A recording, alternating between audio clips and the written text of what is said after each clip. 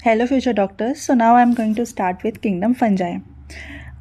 तो इस किंगडम से देखो एक क्वेश्चन तो आता है, ठीक है, और इसकी ऑलमोस्ट हर एक लाइन इंपॉर्टेंट है, तो इसको थोड़ा ध्यान से समझना, ठीक है।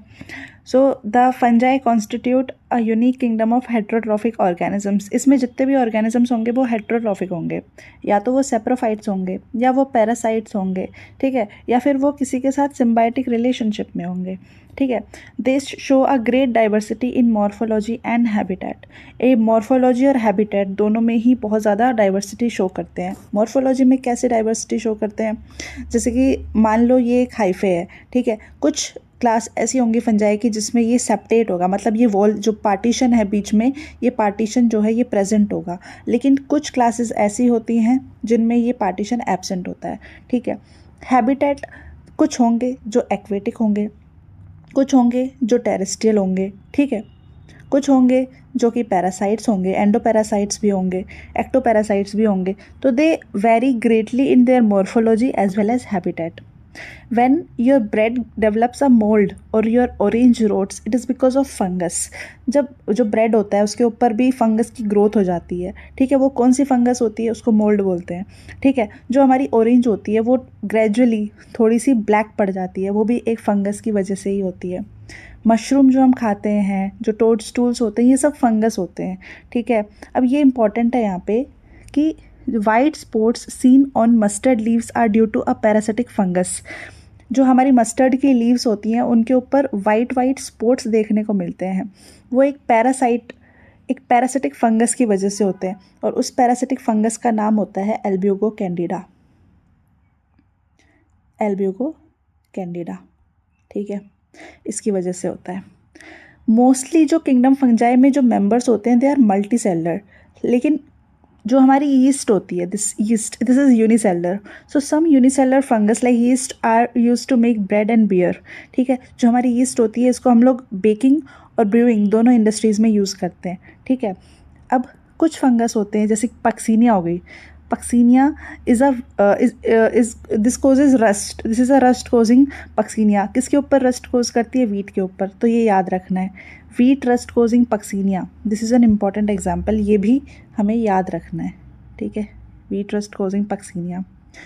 हमें पता है कि जो हमारी पहली एंटीबायोटिक मिली थी वो एक पेनिसिलियम नामक फंगस से मिली थी, ठीक है, तो ये भी एक फंगस है, ठीक है। जो हमारे फंजाई होते हैं they are cosmopolitan and occur in air, water, soil, on animals, plants. इसीलिए मैंने बोला था कि ये हैबिटेट में बहुत ज़्यादा डाइवर्सिटी शो करते हैं, ठीक है। और जिन जो मतलब ऑलमोस्ट एवरीवेयर प्रेजेंट होते हैं उनके लिए टर्म यूज़ होती है कॉस्मोपॉलिटन।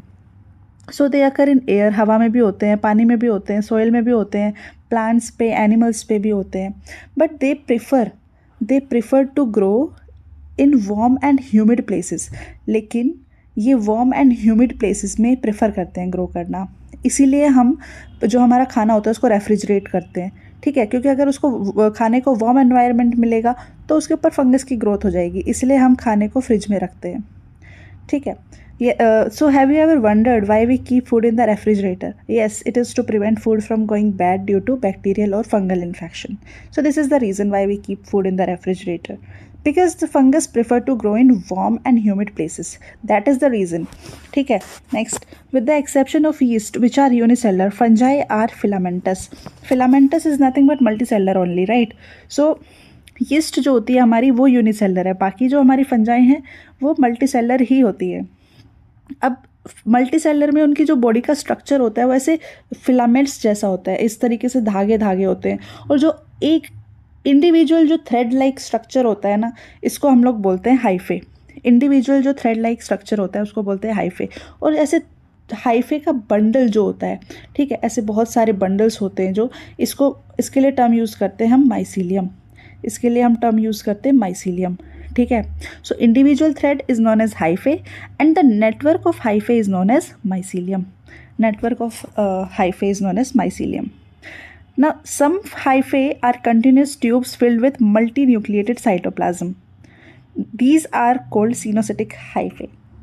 जब मैंने बोला था कि जो फंजाई होते हैं दे वेरी ग्रेटली इन मॉर्फोलॉजी, तो मैंने बोला था कि जो हाइफे, अब हमारा जो एक हाइफे है दिस इज़ थ्रेड। अब एक थ्रेड का अगर अगर हम लोग एक ट्रांसफर सेक्शन लेंगे तो वो ऐसे सिलेंड्रिकल ही अपीयर होगा, राइट, ऐसे सिलेंड्रिकल ही अपीयर होता है। अब इसके अंदर कुछ पार्टीशंस प्रेजेंट होते हैं, इन पार्टीशंस को बोलते हैं सेप्टे। अब कुछ फंजाई ऐसे होते हैं जिनमें ये सेप्टे प्रेजेंट होते हैं और कुछ ऐसे होते हैं जिनमें एब्सेंट होते हैं, ठीक है। तो वही यहाँ पे बोला है कि some hyphae are continuous tubes filled with multi nucleated cytoplasm. अब जिनके अंदर अब नॉर्मली सेप्टे प्रेजेंट होंगे, इंडिविजुअली यहाँ पे न्यूक्लियस प्रेजेंट होंगे, लेकिन कुछ ऐसे मेंबर्स होते हैं जिनमें ये सेप्टे एब्सेंट होते हैं, तो उनमें जो हमारा हाइफे होगा वो ऐसे मल्टी न्यूक्लिएटेड अपीयर होगा क्योंकि जो बीच का पार्टीशन है वो एब्सेंट है, ठीक है। सो दैट इज़, और इस तरीके के हाइफे के लिए हम लोग टर्म यूज़ करते हैं सिनोसिटिक हाइफे। सिनोसिटिक का मतलब होता है multi nucleated. Others have septa और cross walls in their hyphae. जो बाकी मेंबर्स हैं उनमें ऑब्वियसली सेप्टा प्रेजेंट होंगे। अब जो हमारी फंगस की जो सेल वॉल होती है वो काइटिन से बनी हुई होती है। So the cell wall of fungi is composed of chitin and polysaccharide, ठीक है। Most fungi are heterotrophic. Most of the fungi are what? Most of the fungi are heterotrophic and absorb soluble organic material from dead substrates and hence are called saprophytes। तो मैंने बोला था कि जो fungi है वो हेट्रोट्रॉफिक है, mostly heterotrophic है, मेजरली 99% आर हेट्रोट्रॉफिक। अब हेट्रोट्रॉफिक में they can be saprophytic, they can be saprophytes. Saprophytes का मतलब होता है कि they get their nutrition from dead and decaying organic matter. They can be parasites, ठीक है, किसी लिविंग ऑर्गेनिज्म से वो अपना न्यूट्रिशन ऑब्टेन करते हैं। या फिर they can be present in symbiotic relationships. Symbiotic relationships का मतलब होता है जहाँ पे दो लोग एक साथ रहते हैं और दोनों को बेनिफिट मिलता है। So most fungi are heterotrophic and absorb soluble organic matter from dead substrates and hence are called saprophytes. Those that depend on living plants and animals are called parasites. So जो dead substrate है, dead organic substrate है, उससे अपना nutrition obtain करते हैं, they are saprophytes. जो living plants और animals से अपना न्यूट्रिशन ऑब्टेन करते हैं वो होते हैं parasites. They can also live as symbionts, they can also live as symbionts. Symbionts यानी सिम्बायोटिक रिलेशनशिप में प्रेजेंट होंगे, म्यूचुअली दोनों का बेनिफिट होगा यहाँ पे। जैसे कि हमारी फंजाई है, अगर वो एल्गी के साथ में म्यूचुअल रिलेशनशिप में है तो उस रिलेशनशिप को बोलते हैं लाइकेन, ठीक है। तो when the fungi is in association with algae that is known as lichen, and when it is in relationship with the roots of higher plants then that is known as mycorrhiza, ठीक है। तो जब algae के साथ में fungi relationship में होती है तो उसको लाइकेन बोलते हैं, उस रिलेशनशिप को लाइकेन बोलते हैं। और जब हायर प्लांट्स की रूट्स जो होती हैं उनके साथ जब वो रिलेशनशिप में होती हैं तो उसके लिए टर्म यूज़ की जाती है माइकोराइजा। रिप्रोडक्शन कैसे होता है फंजाई में? It can be vegetative, it can be asexual, it can be sexual. अब देखो vegetative is not different from asexual. Basically ये एसेक्सुअल टाइप का ही रिप्रोडक्शन होता है, लेकिन एनसीईआरटी में अब अलग से दिया हुआ है इसलिए हमें अलग से ही याद रखना पड़ेगा, ठीक है। सो reproduction in fungi can be bye vegetative means, मतलब फ्रेगमेंटेशन हो गया, फिजन हो गया, बडिंग हो गया। फ्रेगमेंटेशन का मतलब क्या है? एक ये हाइफे था, ठीक है, ये ऐसे दो में टूट गया, अब ये इंडिविजुअली दो अलग अलग ऑर्गेनिज्म बन जाएंगे, ठीक है। फिजन का मतलब क्या है? एक दो में डिवाइड हो गया, वही सिमिलरली, ठीक है। और बडिंग का मतलब होता है जो हमारे ईस्ट में देखने को मिलता है, इसी में से एक बड डेवलप होगा और ये ऐसे कट ऑफ हो जाएगा और ये दो अलग अलग ऑर्गेनिजम्स हैं, ठीक है। सो वेजिटेटिव रिप्रोडक्शन में एग्जांपल्स दे रखा है फ्रेगमेंटेशन, फिजन और बडिंग। एसेक्सुअल रिप्रोडक्शन और जो हमारा सेक्सुअल रिप्रोडक्शन होता है इसमें स्पोर्स का फॉर्मेशन होता है। एसेक्सुअल रिप्रोडक्शन में एसेक्सुअल स्पोर्स बनते हैं, सेक्सुअल रिप्रोडक्शन में सेक्सुअल स्पोर्स बनते हैं। अब एसेक्सुअल स्पोर्स जैसे कि कोनिडिया हो गया, स्पोरेंजियोस्पोर्स और जूस्पोर्स हो गए, ठीक है। Conidia, sporangiospores, zoospores, these are nothing but asexual spores. And sexual spores जैसे कि ऊस्पोर्स हो गए, एस्कोस्पोर्स हो गए, बेसिडियोस्पोर्स हो गए। तो हमारे एसेक्सुअल स्पोर्स का नाम होता है कोनिडिया, स्पोरेंजियोस्पोर्स और जूस्पोर्स। स्पोरेंजियोस्पोर्स को ही बेसिकली जूस्पोर्स बोला है यहाँ पे, ठीक है। नेक्स्ट हमारे जो सेक्सुअल स्पोर्स होते हैं, सेक्सुअल स्पोर्स में ऊस्पोर्स हो गए, हमारे एस्कोस्पोर्स हो गए, बेसिडियोस्पोर्स हो गए, तो ये याद रखने नाम। अब जो हमारी सेक्सुअल साइकिल होती है फंगस में उसमें 3 स्टेप्स होते हैं। First step is plasmogamy, second step is karyogamy and then there is meiosis in the zygote. What is plasmogamy? So when there is fusion of protoplasm between two motile or non-motile gametes, ठीक है, when there is fusion between gametes, जैसे ये एक hyphae है, ये एक hyphae है, ठीक है, इनका जब ऐसे फ्यूजन होगा आपस में, ठीक है, तो जब इनका फ्यूजन होगा उसको बोलते हैं प्लाज्मोगैमी। दोनों का जो प्रोटोप्लाज्म है, जो उनका जो लाइक सेल का जो साइटोप्लाज्म है, जब वो फ्यूज़ करेगा उसको बोलते हैं प्लाज्मोगैमी। और जब दोनों का न्यूक्लियस फ्यूज़ कर जाएगा उसको बोलते हैं karyogamy. So the fusion of protoplasm between two motile और non motile gametes, this is called plasmogamy. And when there is fusion of two nuclei, that is known as karyogamy. जब zygote बन गया तो जाइगोट 2n होता है obviously, लेकिन एक चीज़ याद रखनी है, जो हमारी फंगस होती है वो हैप्लॉइड होती है, उनकी प्लॉइडी हैप्लॉइड होते हैं। जैसे हम हैं ह्यूमंस में, वी आर डिप्लॉइड ऑर्गेनिजम्स, ठीक है, हमारे पास हर एक क्रोमोसोम्स के 2 सेट हैं, लेकिन जो फंगस होते हैं दे आर n, ठीक है। तो अब जो जाइगोट बनेगा ऑब्वियसली वो तो 2n होगा, और उसको जब वो मैच्योर करेगा तो उसको डिवाइड तो करना ही पड़ेगा, है ना, उसको हैप्लॉइड में तो कन्वर्ट होना ही पड़ेगा, ठीक है, क्योंकि जो फंगस होती है उनकी ploidy they are haploid, right. So फिर हमारा जो जाइगोट बना उसमें मियोसिस होती है। So last step is meiosis in the zygote which results in haploid spores. और जो ये हैप्लॉइड स्पोर्स होते हैं ये फर्दर फिर अडल्ट में कन्वर्ट होते हैं, ठीक है। तो हमारा जो अडल्ट फंगस होती है that is haploid. So when fungus reproduces sexually two haploid hyphae of compatible mating type come together and fuse. तो हमारा जो इंडिविजुअल फंगस है वो हैप्लॉइड होता है। तो ड्यूरिंग रिप्रोडक्शन 2 हाइफे ऐसे क्लोज आते हैं एक दूसरे के, and then there is fusion of their cytoplasm, that is known as plasmogamy. After fusion of the protoplasm, कुछ फंगस ऐसे होते हैं जिनमें न्यूक्लियस फ्यूज़ करने में थोड़ा सा टाइम लगता है। कुछ ऐसी क्लासेस होती हैं फंगस की जिनमें immediately after fusion of protoplasm nucleoplasm also gets mixed, मतलब उनमें कैरियोगैमी तुरंत हो जाती है। लेकिन देर आर फ्यू क्लासेस जिनमें इस को होने में थोड़ा सा टाइम लगता है, उस टाइम लैग को बोलते हैं डाइकैरियोफेज। और उस स्टेज को, जिस टाइम पे एक ही प्रोटोप्लाज्म में 2 इंडिविजुअल न्यूक्लियस होते हैं, उसको बोलते हैं डाइकैरियोन, ठीक है। So in some fungus the fusion of 2 haploid cells immediately results in the diploid cell. However, in other fungi like Ascomycetes and Basidiomycetes, an intervening dikaryotic phase, that is n plus n, that is 2 nuclei per cell occurs. तो यही मैंने बताया, ठीक है। और इस condition को हम बोलते हैं dikaryon. This condition is known as dikaryon and this phase is known as dikaryophase of fungus. Sorry for the noise in the background actually, ठीक है। So later the parental nuclei fuse, बाद में फिर obviously चाहे वो कोई भी fungus हो, कोई भी क्लास हो, whether there is this phase dikaryophase और not, at the end ultimately सब में कैरियोगैमी होती ही है, right. After karyogamy there is formation of 2n, that is zygote, ठीक है। So later the parental nuclei fuse and the cell becomes diploid. The fungi form fruiting bodies in which reduction division occurs. हाँ, after the fusion of nucleus there is formation of some structures जिनको fruiting bodies बोलते हैं।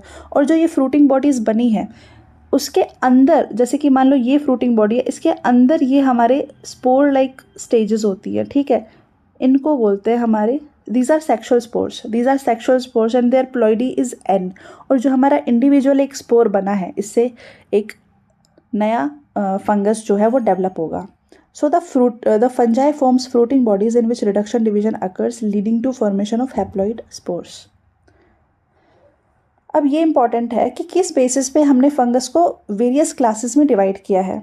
So this is important. So on the basis of morphology of the mycelium, on the basis of mode of spore formation and fruiting bodies. So these are the 3 basic criteria ki how the mycelium of that particular fungus looks like, whether the hyphae is septate or aseptate, whether that is multinucleated or that is uninucleated, on that basis, ठीक है। mode of spore formation, what kind of spore is formed, whether that is ascospore, basidiospore, oospore, what kind of spore is forming, ठीक है। fruiting body किस type की बन रही है, ठीक है। सो ये 3 क्राइटेरिया हैं जिसके बेसिस पे we have divided the kingdom fungus into various classes. Is that clear? Now next, अब हम इंडिविजुअल क्लासेस के बारे में पढ़ते हैं, और जितना एनसीईआरटी में दिया हुआ है that is more than sufficient, कुछ बाहर से पढ़ने की ज़रूरत नहीं है। सो सबसे पहले हम पढ़ते हैं फाइकोमाइसीटीज़ क्लास के बारे में। तो इसमें जो मेंबर्स होते हैं, these are found in aquatic habitats, on decaying wood, in moist and damp places, और एज ऑब्लिगेट पैरासाइट्स। देखो पढ़ना पूरा ही है, ये important, everything is important in this kingdom, लेकिन फिर भी ज़्यादातर ना इसके एग्जाम्पल्स ही पूछे जाते हैं। ठीक है, हो सकता है स्पोर्ट्स के बारे में भी पूछ लिया जाए कि इसका एसेक्सुअल स्पोर कौन सा होता है, सेक्सुअल स्पोर कौन सा होता है। ठीक है, और हाँ, जो फाइकोमाइसीटीज़ क्लास होती है ना, दिस इज़ द क्लास जिसमें जो माइसीलियम होता है वो एसेप्टेट एंड सिनोसिटिक होता है, बाकी सब में सेप्टेट होगा एंड यूनिन्यूक्लिएटेड होता है। तो ये चीज़ तो याद रखनी है कि जो फाइकोमाइसीटीज़ क्लास होती है इसमें जो माइसीलियम होता है वो एसेप्टेट और सिनोसाइटिक होता है। ठीक है, अब जो हमारी फाइकोमाइसीटीज़ क्लास है इसमें एसेक्सुअल स्पोर होता है zoospore and aplanospore, zoospore and aplanospores. So these are the asexual spores. Now what is the sexual spore? Sexual spore is nothing but zygospore. तो हमें 3 स्पोर्स के नाम याद रखने हैं, zoospore, aplanospore, these two are asexual spores and the sexual spore is zygospore. ठीक है, अब इसके एग्जाम्पल्स याद रखने, 3 एग्जाम्पल्स हैं, Mucor, rhizopus and albugo Candida. Albugo Candida मैंने पहले भी बताया था, मस्टर्ड की लीव्स के ऊपर वाइट कलर के स्पॉट्स देखने को मिलते हैं। ठीक है, that is caused by this fungus albugo candida. So we have to remember this 3 examples only, mucor, rhizopus and albugo candida. जो हमारी राइजोपस होती है इसको हम लोग ब्रेड मोल्ड भी बोलते हैं। So now let's move on to the next class, that is एस्कोमाइसीटीज़। इसका नाम एस्कोमाइसीटीज़ कैसे पड़ा, क्योंकि इसके अंदर एक फ्रूटिंग बॉडी का फॉर्मेशन होता है, ठीक है, जिसको एस्कस बोलते हैं। ओके, इसको सैक फंगस भी बोलते हैं कॉमनली। इसको इस क्लास के जो मेंबर्स होते हैं उनको सैक फंजाई भी बोलते हैं। मोस्टली दे आर मल्टीसेलर, लेकिन एक यूनिसेलर फंगस है जिसका हमें नाम याद रखना है, दैट इज़ यीस्ट। वो इसी फैमिली, इसी क्लास से बिलोंग करती है basically. I am sorry to use the word family, that is class. Okay, so yeast is a unicellular fungus which belongs to this class. ठीक है, यीस्ट का जो साइंटिफिक नेम होता है वो बेसिकली सेकेरोमाइसिस होता है, ये तो सबको पता ही होता है ऑब्वियसली। ठीक है, they are saprophytes, decomposers, parasites और कोप्रोफिलस। ठीक है, ये टर्म याद रखनी है, coprophilous, because they grow on dung. ठीक है, तो अगर ऐसे ऑप्शंस में आता है ना कि ऐसा तो बहुत रेयरली आएगा, इसके एग्जाम्पल्स ही आते हैं। ठीक है, बट अगर हैबिटेट पूछ लिया जाए तो ऐसे पूरी लाइन आएगी, फिर अगर आएगी भी तो सैप्रोफिटिक, डिकम्पोजर, पैरासाइटिक, कोप्रोफिलस। तो हम ना कोप्रोफिलस से इसको मतलब आइडेंटिफाई कर सकते हैं कि ये एस्कोमाइसीटीज़ की बात हो रही है। इनका जो माइसीलियम होता है वो ब्रांच्ड होता है, सेप्टेट होता है। मैंने बताया था जो फाइकोमाइसीटीज़ के मेंबर्स होते हैं सिर्फ उनका माइसीलियम ही एसेप्टेट होता है, बाकी सबका सेप्टेट होगा, किसी भी क्लास का देख लो चाहे। ठीक है, एसेक्सुअल स्पोर कोनिडिया होता है।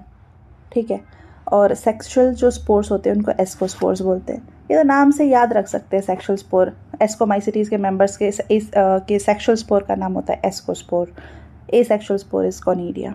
एसेक्सुअल स्पोर तो हमने 2-3 ही देखे थे, एक कोनिडिया देखा था, ठीक है, एक हमारा जूस्पोर देखा था, एप्लेनोस्पोर, यही तो थे बस।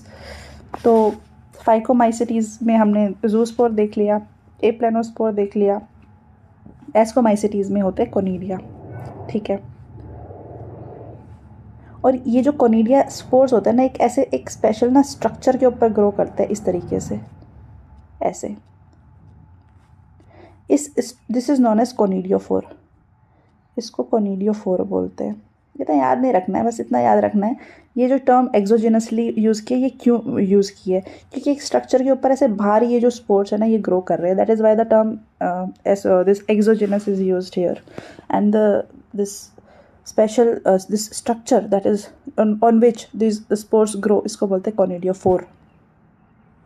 ठीक है, जो हमारे सेक्सुअल स्पोर्स होते हैं ascospores, they are produced endogenously in a sac like structure. ये है, ये एंडोजिनसली प्रोड्यूस होंगे, एक ऐसे सैक लाइक स्ट्रक्चर के अंदर ये प्रोड्यूस होते हैं। ठीक है, सो हमारे जो एसेक्सुअल स्पोर्स है, they are produced exogenously and the sexual spores are produced endogenously. ये ठीक है।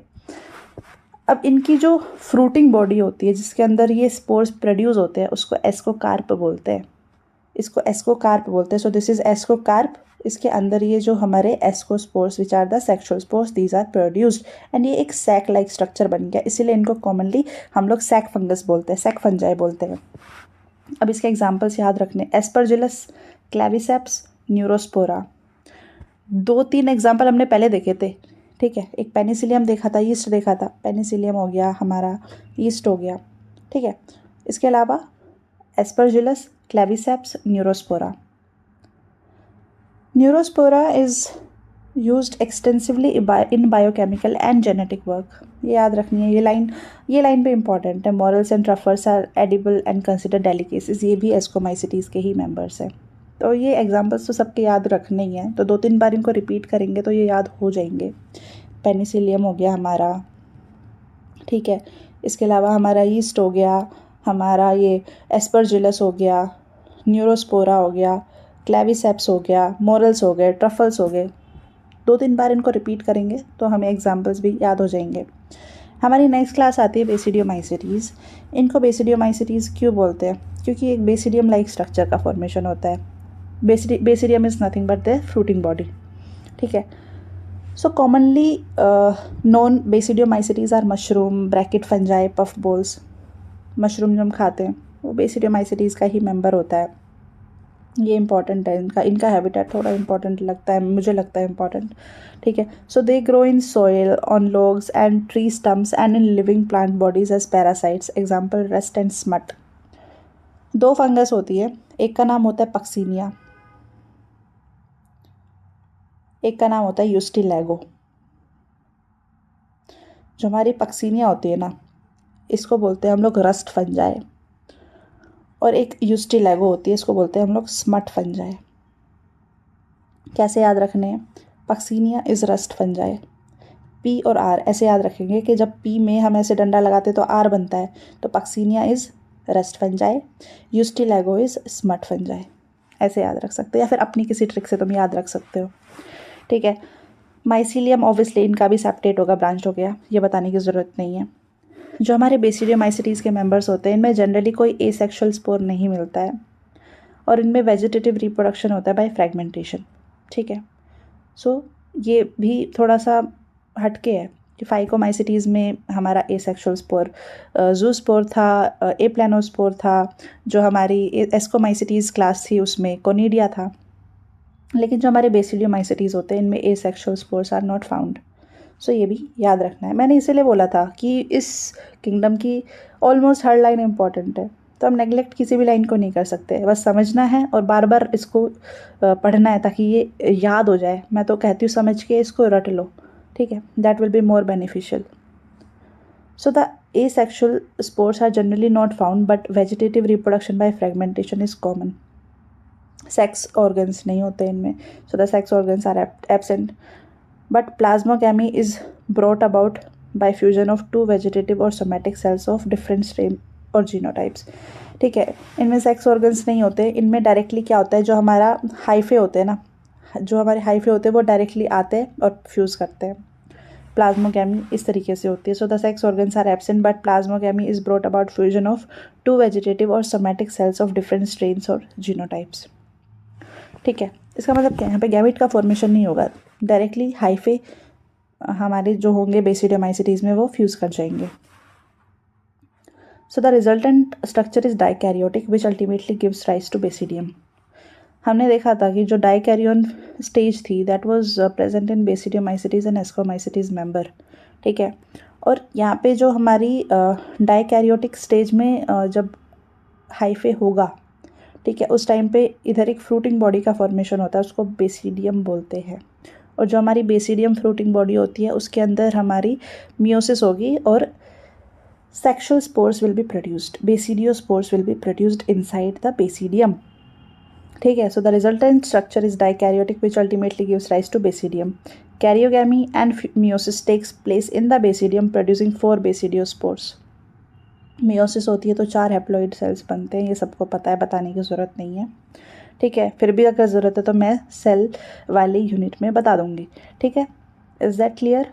तो हमारे जो सेक्शुअल स्पोर्स होते हैं बेसिडियोमाइसिटीज़ के, that is they are basidiospores, ठीक है।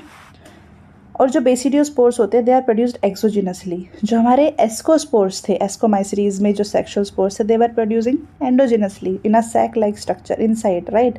लेकिन जो हमारे बेसिडियोस्पोर्स होते हैं दीज आर प्रोड्यूस्ड एक्सोजिनसली। किस स्ट्रक्चर पे? बेसिडियम। बेसिडियम इनकी फ्रूटिंग बॉडी होती है, उसके ऊपर ये जो स्ट्रक्चर्स होते हैं ये ऐसे ग्रो करते हैं, ठीक है, उसके ऊपर ग्रो करते हैं, एक्सोजिनसली ग्रो करते हैं। और इनकी जो हमारी फ्रूटिंग बॉडी है बेसिडियोमाइसिटीज़ की, दैट इज़ बेसिडियोकार्प। फ्रूट के लिए कार्प टर्म इज़ यूज्ड, तो एस्कोमाइसिटीज़ में एस्कोकार्प, बेसिडियोमाइसिटीज़ में बेसिडियोकार्प। इसके एग्जांपल्स है जैसे एगैरिकस, जो हम मशरूम खाते हैं उसका, mushroom is the common name, right, उसका जो साइंटिफिक नेम होता है वो होता है एगैरिकस।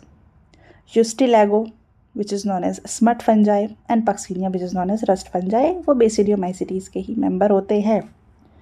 Is that clear? तो एग्जाम्पल्स तो देखो यार सबके ही याद रखने हैं, ये भी याद रखने हैं, सारे एग्जाम्पल्स तो सब सारे ही इंपॉर्टेंट होते हैं, तो एग्जाम्पल्स से तो बचा नहीं जा सकता है, अपनी ट्रिक्स लगाओ, याद करो, ठीक है। एंड लास्टली आता है ड्यूटेरियोमाइसिटीज़ क्लास। इसको फंजाई इम्परफेक्टाई और इम्परफेक्ट फंजाई क्यों बोलते हैं? क्योंकि इस फंगस में सेक्सुअल रिप्रोडक्शन नहीं होता है। That is the reason the members of this class are commonly known as imperfect fungi, because only the asexual और vegetative phases of these fungi are known, ठीक है। मान लो किसी भी फंगस की डिस्कवरी हुई, अब हमें नहीं पता है कि हमें इसको किस क्लास में रखना है, क्योंकि ना हमें उसकी कोई सेक्सुअल स्टेज देखने को मिल रही है, ठीक है। जो हमारा हाइफे है उसमें वो सेप्टेट है, ए सेप्टेट है, मतलब there is lot of confusion, right. तो उसको हम लोग ड्यूटेरोमाइसिटीज़ क्लास में रख देते हैं। इस क्लास से निकाल के बाद में, ठीक है, जब फाइनली हमें कुछ लिंक्स मिलते हैं कि हाँ ये इस क्लास से बिलोंग कर सकती है, तो उसको हम लोग या तो बेसिडियोमाइसिटीज़ में रख देते हैं, या एस्कोमाइसिटीज़ में रख देते हैं, या फाइकोमाइसिटीज़ में रख देते हैं, ठीक है। So the members of this class are commonly known as imperfect fungi because only the asexual or vegetative phases of these fungi are known. When the sexual forms of these fungi were discovered, they were moved into the classes they rightly belong to. It is possible that asexual or vegetative stage have been given one name. That is why they are placed in deuteromycetes, and the sexual stage another name. इसके मतलब हमें initially अगर asexual और vegetative stage ही देखने को मिल रही है तो उस बेसिस पे हमने ड्यूटेरोमाइसिटीज़ में रख दिया उस मेंबर को, लेकिन बाद में हो सकता है कि हमें इस क्लास से निकाल के उसको दूसरी क्लास में रखना पड़े जब हम उसकी सेक्सुअल स्टेज, सेक्सुअल फॉर्म्स के बारे में स्टडी करेंगे उसके बाद में। So later when the linkages were established, the fungi were correctly identified and moved out of the deuteromycetes. So once perfect or sexual stages of members of deuteromycetes were discovered, they were often moved to ascomycetes and basidiomycetes. देखो छोड़ो बाकी सब, ये चीज़ याद रखो कि यहाँ पे भी जो एसेक्सुअल स्पोर है वो कोनिडिया है। सो दो क्लासेस हो गई हमारे पास, एक एस्कोमाइसिटीज़ और एक ड्यूटेरोमाइसिटीज़। इन दोनों में asexual spore is conidia. Basidiomycetes में there was no asexual spore और ड्यूटेरोमाइसिटीज़ में there is no sexual stage. इतना याद रखना है, ठीक है। ये लाइन मैंने बोला ही था, सेप्टेट एंड ब्रांच्ड ही आएगा इसके बाद में, बस एक फाइकोमाइसिटीज़ में ए सेप्टेट था। अब जो मेंबर्स होते हैं ये याद रखना है, इस क्लास के जो मेंबर्स होते हैं दे आर सेप्रोफाइट्स और parasites, while a large number of them are decomposers of litter and help in mineral cycling. इस क्लास के जो मेंबर्स होते हैं ना वो सेप्रोफाइट्स भी होते हैं, पैरासाइट्स होते हैं। अब सेप्रोफाइट्स मतलब दे आर डिकम्पोजर्स, राइट, तो they are decomposers of litter. Litter होता है कचरा, लिटर यानी जो हमारा लाइक प्लांट बेस्ड वेस्ट बोल सकते हैं उसको, that is known as litter. So and help in mineral cycling, obviously decompose करेंगे तो मिनरल्स विल बी रिसाइकल्ड, ठीक है, मिनरल्स हमारी सॉइल में जाएंगे दोबारा से, फिर वो प्लांट्स उनको एब्जॉर्ब करेंगे, हम खाएंगे, ठीक है। इस तरीके से there will be cycling of the mineral. अब एग्जाम्पल याद रखने 3, एल्टरनेरिया, कोलेटोट्राइकम एंड ट्राइकोडर्मा। कैसे भी याद रख लो, एक्ट ऐसे करके याद रख सकते हो, ACT act, alternaria, colletotrichum and trichoderma. So these are the common examples. Examples तो मैंने बोला ही है, सबके याद रखने ही है। सो इसको एक्ट से याद रख सकते हैं। कैसे याद रख सकते हैं? एक्ट, ACT, इस तरीके से हम याद रख सकते हैं। Is that clear? So this is all about fungus. अब हम आगे चलते हैं। अब देखो, किंगडम प्लांटे और एनिमेलिया हम इंडिविजुअली पढ़ेंगे, तो यहाँ पे इसको इतना पढ़ने की ज़रूरत नहीं है, ठीक है। एक बार फिर भी रीडिंग कर सकते हो, ठीक है, वरना नेक्स्ट जो 2 चैप्टर्स है वो इंडिविजुअली हम प्लांट और एनिमल किंगडम पढ़ेंगे ही ऑब्वियसली। अब हम चलते हैं वायरसेस पे, वायरोइड्स एंड लाइकेन्स पे, ठीक है। ये इम्पॉर्टेंट है। यहाँ से भी देखो यार, इसमें क्या है ना कि हमें सब कुछ ही समझना है और याद रखना है, ठीक है। इसमें ऐसा नहीं है कि हाँ ये इम्पोर्टेंट नहीं है या ये इम्पोर्टेंट नहीं है, ये सब पूरा इम्पोर्टेंट है। थोड़ा सा ही तो है, इसको 2-3 बार पढ़ोगे तो याद हो जाएगा। और ये डायग्राम्स भी इम्पोर्टेंट हैं, ठीक है। फंगस के मैं एक बार डायग्राम्स और बता देती हूँ, तो फिर फंगस हम रैपअप करते हैं। ये जो डायग्राम है, ये म्यूकर का डायग्राम है। ये जो डायग्राम है, this is Aspergillus and this is एगैरिकस। Mushroom को तो हम आइडेंटिफाई कर ही सकते हैं, ठीक है। सो डायग्राम्स भी हो गए। अब हम चलते हैं वायरसेस, वायरोइड्स एंड लाइकेन्स पे। अब ये जो ऑर्गेनिजम्स हैं, इनको हमने किसी भी किंगडम में नहीं रखा है। किंगडम में इसलिए नहीं रखा है क्योंकि देखो, वायरसेस हैं, वायरस जो होते हैं they are neither living nor non living. मतलब इनका एक परफेक्ट कोई स्ट्रक्चर है ही नहीं, ये अपने आप से ग्रो नहीं कर सकते हैं, इनका हम कल्चर नहीं कर सकते हैं, ठीक है। इनको एक होस्ट चाहिए फॉर देयर ग्रोथ, ठीक है। इनका अगर जेनेटिक मटेरियल भी होगा तो वो या तो DNA होगा या RNA होगा, जबकि हमें पता है कि एक सेल में DNA से RNA बनेगा तो ये तो प्रोटीन बनेगा, तो दोनों का होना ज़रूरी है, ठीक है। इसीलिए इनकी जो बेसिकली लाइफ है वो किसी ना किसी के ऊपर डिपेंड करती है, ठीक है। सो दैट इज़ वाई इनको हमने किसी भी किंगडम में मेंशन नहीं किया है, ठीक है। So in 5 kingdom classification of Whittaker, there is no mention of these acellular organisms like viruses, viroids and lichens. They are acellular. acellular का मतलब होता है कि उनका एक सेलुलर स्ट्रक्चर ही कंप्लीट नहीं है। एक सेल में हम क्या क्या एक्सपेक्ट करते हैं कि एक सेल मेम्ब्रेन होगी, एक न्यूक्लियस होगा, ऑर्गेनल्स होंगे, ठीक है। न्यूक्लियस में हमारा DNA होगा, DNA से RNA बनेगा, RNA से फिर हमारा जो राइबोसोम्स हैं और हमारा एंडोप्लाज्मिक रेटिकुलम है, गोल्गी apparatus है, ये सब मिलकर प्रोटीन बनेंगे, ठीक है। लेकिन ऐसा यहाँ पे इंडिविजुअली इनमें होता ही नहीं है। So they are acellular organisms, that is why they are not given any place in the 5 kingdom of the Whittaker, right. लेकिन इनके बारे में भी पढ़ना ज़रूरी है, ठीक है। So all of us who have suffered the ill effects of common cold और flu know what effect viruses can have. Obviously जुकाम खांसी सबको होता है, हमें पता है वो वायरस की वजह से होता है, राइनो वायरस की वजह से होता है। Viruses did not find a place in classification since they are not truly living. जैसा कि मैंने बताया, they are not truly living, ठीक है। हम वो किसी ना किसी पे डिपेंड होते हैं, उनको जैसे ही कोई होस्ट मिलता है तो उसके बाद वो ग्रो करते हैं, वरना वो ऐसे ही freely in the form of non living particles के फॉर्म में they are present, right. If we understand living as those organisms that have a cell structure, इस बेसिस पे हमने वायरस को नॉन लिविंग बोल दिया। Viruses are non-cellular organisms that are characterized by an inert crystalline structures outside the living cell.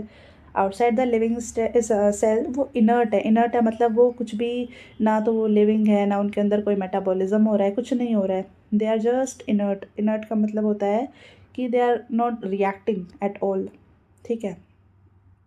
Crystalline form में present होते हैं outside the body, outside the living cell. Once they infect a cell, they take over the machinery of the host cell to replicate themselves, killing the host. हमें पता ही है, जैसे कि मैं बताती हूँ, जैसे HIV इन्फेक्शन जब होता है, HIV इन्फेक्शन में क्या होता है कि जब तक HIV वायरस हमारे बॉडी में कांटेक्ट में नहीं आया है तब तक तो हम उसको कंसिडर ही नहीं कर रहे हैं कुछ भी। लेकिन वो जो जैसे ही बॉडी में एंटर करता है तो वो अपनी ग्रोथ को इतना ज़्यादा बढ़ा देता है, वो हमारी ही जो बॉडी में मशीन्स है, मशीनरी है, हमारे टी हेल्पर सेल्स होते हैं, हमारे मैक्रोफेजेस होते हैं, ठीक है, उनको यूज़ करके वो अपने ही आपको रेप्लिकेट करते हैं, मतलब अपने नंबर को इंक्रीज़ करते हैं। तो बॉडी के बाहर तो दे आर इनर्ट, कुछ नहीं कर पाते हैं बॉडी के बाहर, लेकिन जैसे ही वो एक बार किसी होस्ट सेल के कॉन्टैक्ट में आ गए, उसके बाद वो तबाही मचा देते हैं, ठीक है। दे रेप्लिकेट देमसेल्व्स, दस किलिंग द होस्ट, ठीक है। Would you call viruses living और नॉन लिविंग? अब that is the question, right. अब ना तो वो लिविंग है, ना ही वो नॉन लिविंग है। बॉडी के बाहर तो वो नॉन लिविंग है, बॉडी के अंदर दे आर लिविंग, तो क्या बोले अब बताओ। So that is the question. The name virus, that means venom. Viruses का मतलब होता है वेनम, जहर। This name was given by Pasteur. So this name was given by Pasteur. ये देखो 3-4 साइंटिस्ट हैं, इनके नाम याद रखने हैं, इम्पॉर्टेंट है, ठीक है जी। So the name virus that means venom was given by Pasteur. So the name virus that means venom was given by Pasteur. जो हमारा डीजे इवानोविस्की है, इन्होंने ईयर के साथ याद रखनी है ये चीज़, ये मैं पहले बता देती हूँ। So the DJ Ivanowsky in 1892 recognised certain microbes as causal organisms of mosaic disease of tobacco. हमारे टोबैको का जो प्लांट होता है ना, उसमें एक बीमारी होती है जिसको टोबैको मोज़ेक डिजीज़ बोलते हैं, that is caused by tobacco mosaic virus, ठीक है। अब इस प्लांट में ऐसी कोई डिजीज़ हो रही है, मोज़ेक डिजीज। मोज़ेक का मतलब होता है कि ऐसी मतलब अजीब सी टाइप की ग्रोथ होती है, प्रॉपर ग्रोथ नहीं होती है, अजीब पैटर्न में ग्रोथ होती है, उसको मोज़ेक बोलते हैं बेसिकली, ठीक है। सो डीजे इवानोविस्की ने 1892 में टोबैको मोज़ेक डिजीज़ कोज करने वाले ऑर्गेनिज्म का पता लगाया था, ठीक है। So he recognized certain microbes as causal organism of the mosaic disease of tobacco. These are found to be smaller than bacteria. अब जो हमारे वायरसेस होते हैं, उनका जो साइज़ होता है that is in nanograms, that is in nanometers, ठीक है। सो वो होता है नैनोमीटर्स में, और जो हमारे बैक्टीरिया होते हैं दे आर इन माइक्रोमीटर्स, ठीक है। अब नैनो मतलब 10⁻⁻⁹ और माइक्रो मतलब 10⁻⁻6। तो ये इनके कंपैरिजन में देखो कितने छोटे होते हैं। So viruses are smaller than bacteria. अब बैक्टीरिया प्रूफ फिल्टर से वो इसीलिए पास कर जाते हैं क्योंकि वो बैक्टीरिया के कंपैरिजन में काफ़ी 1000 टाइम्स छोटे हैं भाई, ठीक है। अब जो हमारा बेजरनिक साइंटिस्ट थे, इन्होंने 1898 में, अब जो हमारे इवानोविस्की ने बोल दिया कि चलो भाई ये एक पर्टिकुलर ऑर्गेनिज्म है, ये इस बीमारी को कोज कर रहा है टोबैको में। अब उस वायरस को आइसोलेट करना, उसको एक्सट्रैक्ट करा। किसने एक्सट्रैक्ट करा पहली बार? तो उसको एक्सट्रैक्ट करा हमारा बेजरनिक ने। सो बेजरनिक ने 1898 में ही demonstrated that the extract of infected plant of tobacco could cause infection in healthy plants and called the fluid as contagium. हाँ, तो इन्होंने बोला था कि जो हमारा टोबैको मोज़ेक डिजीज़ कोज करने वाला वायरस है, अगर हम उसको आइसोलेट करके किसी हेल्दी प्लांट में अगर डाल देते हैं तो वो उस हेल्दी प्लांट को भी इन्फेक्शन कर सकता है बेसिकली, ठीक है। एक हेल्दी प्लांट में भी इन्फेक्शन कर देता है। तो उसने बोला था कि एक कुछ फ्लूइड होता है, अब वो उसे नहीं पता कि वो क्या फ्लूइड है, लेकिन उसको जब हम एक डिजीज्ड टोबैको प्लांट से एक्सट्रैक्ट करके किसी हेल्दी प्लांट में, किसी हेल्दी टोबैको प्लांट में डाल देते हैं ना, तो उसको भी वो इन्फेक्ट कर देता है। तो उस फ्लूइड का नाम दिया था उसने contagium vivum fluidum, that is infectious living fluid. अब WM जो स्टैनले, हमारे WM स्टैनले थे, इन्होंने 1895 में, WM Stanley in 1935 he showed that viruses could be crystallized and crystals consist of largely of proteins. अब इस वायरस को सबसे पहले आइसोलेट किया, ठीक है, और पता लगाया कि उसका बेसिकली बायोकेमिकल नेचर क्या होता है। तो उसने बोला था कि वो मेनली प्रोटीन्स होते हैं, ठीक है। स्टैनले ने बोला था कि जो ये वायरस हैं ये मेनली प्रोटीनियस स्ट्रक्चर्स होते हैं, ठीक है, which are inert outside their specific host cell. ये लाइन भी याद रखनी है कि वायरसेस जो होते हैं ये हमारे ऑब्लिगेट पैरासाइट्स होते हैं। ऑब्लिगेट पैरासाइट्स का मतलब होता है कि इनको अपने लाइफ साइकिल के लिए किसी ना किसी होस्ट की ज़रूरत पड़ती ही है, उसके बगैर ये अपनी लाइफ साइकिल को कंप्लीट नहीं कर सकते, क्योंकि किसी भी होस्ट सेल के बाहर तो ये कुछ है ही नहीं ना, दे आर इनर्ट। जैसे ही ये किसी लिविंग सेल के कांटेक्ट में आते हैं तभी ये अपनी लाइफ साइकिल को आगे कंटिन्यू कर पाते हैं, वरना इनका एग्जिस्टेंस ही नहीं है, that is why they are obligate parasites. देखो इसलिए मैंने बोला था कि इसमें हर एक लाइन इंपॉर्टेंट है, तो इसको बहुत ध्यान से पढ़ने की ज़रूरत है। अब जो हमारे वायरसेस होते हैं ना, इनमें इनका जेनेटिक मटेरियल या तो डीएनए होगा या आरएनए होगा, लेकिन कभी भी दोनों चीज़ें एक ही वायरस में प्रेजेंट नहीं होती है। So no virus contains both RNA and DNA, this is also important. या तो डीएनए होगा या आरएनए होगा, बट किसी भी वायरस में दोनों चीज़ें नहीं होती है। This is important line. A virus is a nucleo protein and the genetic material is infectious. अब वायरस का कौन सा पार्ट इन्फेक्शन कोज करता है? Genetic material.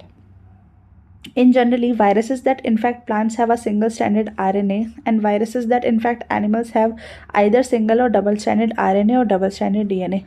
अब जो प्लांट्स में डिजीज़ कोज करते हैं वायरसेस, वो जनरली उनमें जो जेनेटिक मटेरियल होता है वो सिंगल स्टैंडर्ड आरएनए होता है, और जो एनिमल्स में वायरसेस डिजीज़ कोज करते हैं उनमें या तो सिंगल स्टैंडर्ड डीएनए होगा, सिंगल स्टैंडर्ड या तो आरएनए होगा, या फिर डबल स्टैंडर्ड आरएनए भी हो सकता है, या फिर डबल स्टैंडर्ड डीएनए में भी हो सकता है। अब हमारे कुछ वायरसेस ऐसे होते हैं जो बैक्टीरिया में इन्फेक्शन कोज करते हैं, उनको बोलते हैं बैक्टीरियोफेजेस। उनको हम बैक्टीरियोफेजेस बोलते हैं। So these are the viruses that infect the bacteria, और इनका जो जेनेटिक मटेरियल होता है that is usually double standard DNA. This is also important. Bacteriophages का डीएनए बैक्टीरियोफेजेस का जेनेटिक मटेरियल क्या होता है? Double standard DNA. अब जो हमारा प्रोटीन कोट होता है, अब देखो एक वायरस है, उसका जो स्ट्रक्चर है उसमें क्या होता है? एक प्रोटीन का कोट होता है, अंदर या तो डीएनए होगा या आरएनए होगा, सिंपल सी बात है। अब जो प्रोटीन का कोट होता है उसको बोलते हैं कैप्सिड, और उसकी जो इंडिविजुअल यूनिट होती है उसको बोलते हैं कैप्सोमर।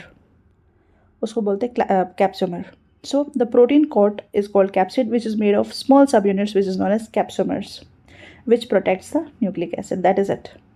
उनमें एक प्रोटीन का कोट होगा, अंदर या तो डीएनए होगा या आरएनए होगा, सिंपल सी बात है, ठीक है। सो जो हमारा प्रोटीन का कोट होता है उसको बोलते हैं कैप्सिड, और उसकी जो इंडिविजुअल यूनिट होती है जो एक कैप्सिड का फॉर्मेशन कर रही है दैट इज नोन एज कैप्सोमर।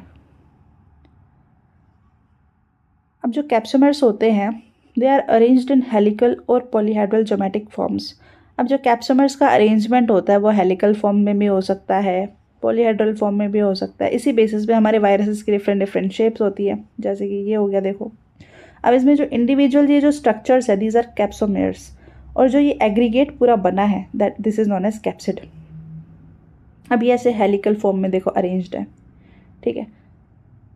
इसमें देखो, इसमें ये इंडिविजुअल यूनिट इज कैप्सिड, लेकिन ये जो पूरा का पूरा स्ट्रक्चर है दैट इज इंडिविजुअल जो यूनिट है दैट इज कैप्सोमर, और जो पूरा का पूरा जो स्ट्रक्चर बनाया है, ये ऐसे स्ट्रक्चर बनाया है, this is known as capsid.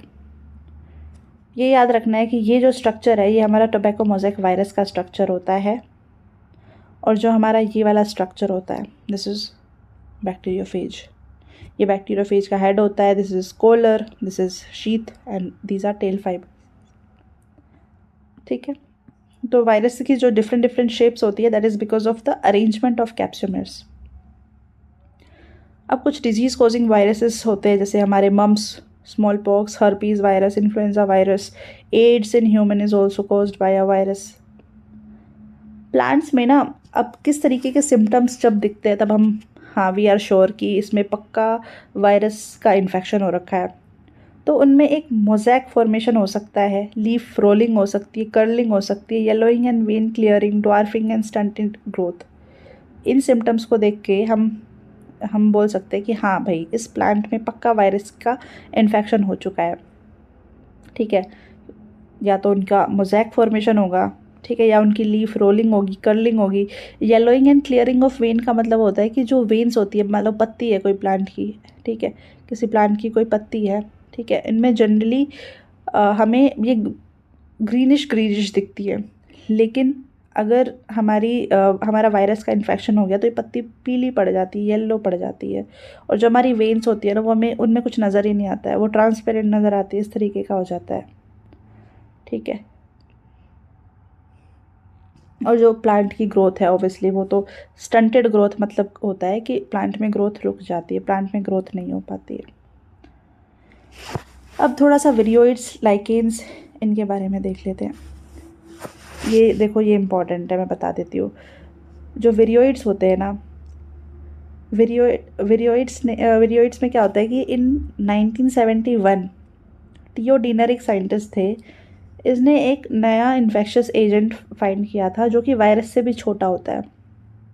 एक वायरस में एक प्रोटीन का कवर होता था और एक जेनेटिक मटेरियल होता था।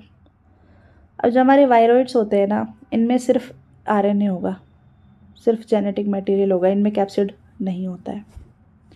तो ये वायरस से भी छोटे होते हैं और इनको बोलते हैं वायरॉइड्स। सो इन 1971 टियो dinar discovered a new infectious agent that was smaller than virus and caused potato spindle tuber disease. इस बीमारी का नाम याद रखना है।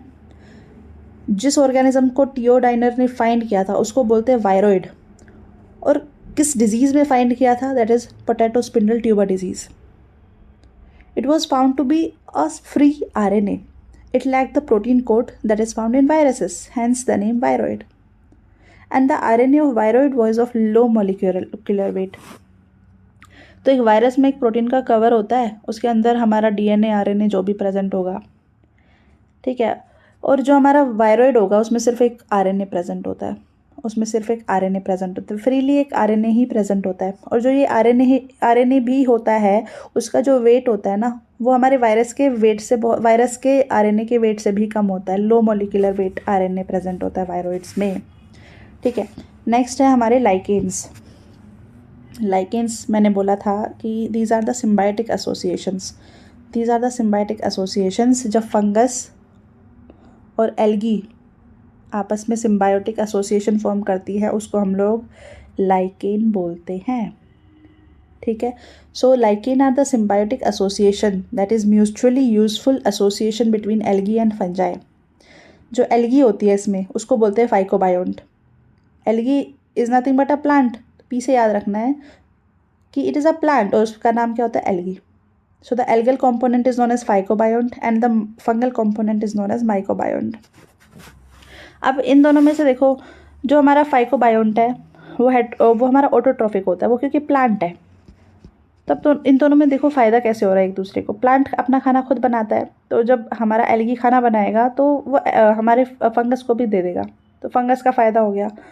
और जो भी मिनरल्स चाहिए, जो भी वाटर चाहिए फाइकोबायोन्ट को in the formation of food, वो सब हमारा फंगस ला के देगा, तो दोनों का फ़ायदा हो गया ना।